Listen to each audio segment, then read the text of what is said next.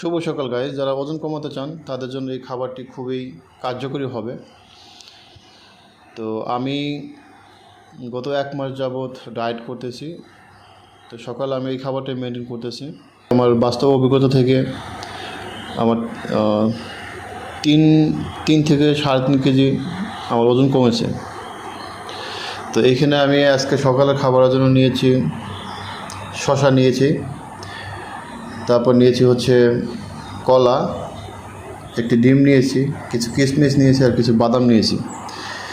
তো আপনারা যারা ওজন কমাতে চান তারা এই খাবারটি ট্রাই করে দেখতে পারেন।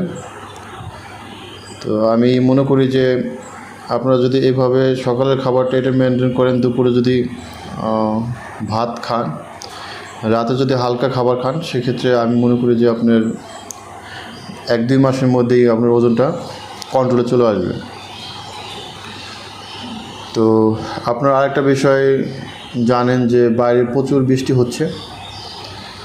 তো বৃষ্টির কারণে সারা বাংলাদেশের অনেক মানুষই অসুস্থ, যেমনটা আমিও বেশ কিছুদিন যাবত অসুস্থ ফিল করতেছি, এবং আমার আশেপাশে যারা দেখতেছি তারাও অনেকটা জ্বরে ভুগতেছে। তো এই বৃষ্টি থেকে সকলে সাবধান থাকবেন এবং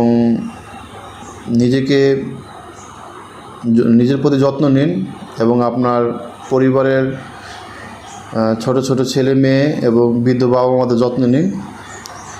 কারণ এখন যে ভাইরাসজনিত যে জ্বরটা, এটা কিন্তু খুবই মারাত্মক। তো সকলে ভালো থাকুন। আসসালামু আলাইকুম।